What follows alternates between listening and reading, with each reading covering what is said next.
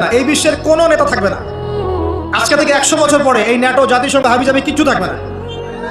আপনি বিশ্বের যত পরাশক্তি দেখছেন এগুলো কিচ্ছু থাকবে না। এই পৃথিবীর যে মানুষগুলো এখন বেঁচে আছে 100 বছর পর কেউ থাকবে না। এখন মনে হচ্ছে এরাই সব, এগুলো সব না। 100 বছর, জাস্ট 100 বছর। আর কিয়ামতের মাঠই তো হবে 50,000 বছর। কিয়ামতের মাঠ কত বছর? এই তুলনায় 100 বছর কিছু সময়? আল্লাহর কাছে 100 বছর কোনো সময় না। 100 বছর পর কিচ্ছু থাকবে না, কোনো আমি আপনি কেউ না, আমি আপনি কেউ থাকবো না। তো এই দুনিয়ার জীবনটাকে মূল্যায়ন করেন, গুছিয়ে নেন। আপনি জীবনের প্ল্যান করেন, আগামী 5 বছর আপনি কি করতে চাচ্ছেন, কতটুকু পড়তে চান, কি কি সনদ অর্জন করতে চান, কোন কোন বই আপনার পড়া হয়নি। আগামী 5 বছরের মধ্যে আপনার একটা ভালো জব দরকার, কি জব করবেন আপনি, যেটা করলে আপনি হালাল খেতে পারবেন। কত বছর আপনি বিয়ে করতে যাচ্ছেন এবং বিয়ের পর আপনি কিভাবে সন্তান প্রতিপালন করবেন। যখন আপনার বয়স 50 হবে তখন আপনার ছেলের বয়স কত হতে পারে, প্ল্যান করতে হয় জীবন সম্পর্কে। এবং আমি সেভ করব সম্পত্তি ভবিষ্যতের জন্য, কিসে সেভ করব?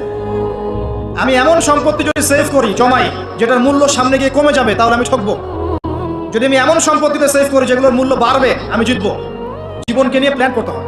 এবং এই সময়টুকুতে আমি দিনের জন্য কি করতে চাই, দিনের জন্য আমি কতটুকু করতে চাই। আমার দ্বারা কি একটা মসজিদ করা সম্ভব না? আমার দ্বারা কি একটা মাদ্রাসা করা সম্ভব না? আমি কি একটা এতিম প্রকল্প করতে পারি না?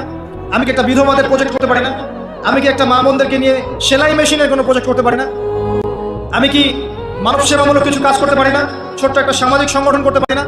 কিছু একটা তো করতে পারি আমি। আল্লাহ পাক কি আমাকে কোনো প্রতিভা দেন নাই? আল্লাহ পাক কি আমাদেরকে কোনো প্রতিভা দেন নাই? একজন আলেম হয়ে আমি কি 100-200 ছাত্র বের করতে পারি না? একটা বড় এমন একটা প্রতিষ্ঠান কি করতে পারি না যেখান থেকে বছরে বছরে মাশাআল্লাহ বিশ্ব বরেণ্য আলেমরা বের হবে? পারি না? কিছু তো পারি। আল্লাহ পাক কিছু তো শক্তি আমাকে দিয়েছেন। আল্লাহ পাক তো বলেননি আমাকে এখন অস্ত্র নিয়ে নামো মাঠে, বলেছেন? আমার তো পরিবেশই নাই। বাংলাদেশের মানুষ 90% মুসলিম বলছি আমরা, দেখবেন 80% নামাজ পড়ে না, দেখবেন 80% কোরআন পড়তে জানে না, যাকাত দেয় না, পর্দা করছে না, যুব সমাজের জীবনের উদ্দেশ্য ঠিক নাই, সারা দিন রাত অপসংস্কৃতি নিয়ে পড়ে আছে। এখন বেসিক কাজগুলো না করে কি আপনি বড় রেজাল্ট পাবেন? কখনো না। এই বেসিক কাজগুলো আমরা করতে পারি। এবং সবচেয়ে বড় একটা কাজ হচ্ছে আমাদের জায়গা থেকে উম্মার মাঝে ফাটল সৃষ্টি না করে ইউনাইটেড করার চেষ্টা করা যায়। আর আমাদের পরবর্তী প্রজন্ম, স্পেশালি এই তরুণদের প্রজন্ম, তরুণীদের, আর আমাদের পরের ছেলে মেয়ে যারা আসবে, সোনামণি, এদেরকে আপনি আগামী বিশ্বের জন্য তৈরি করেন।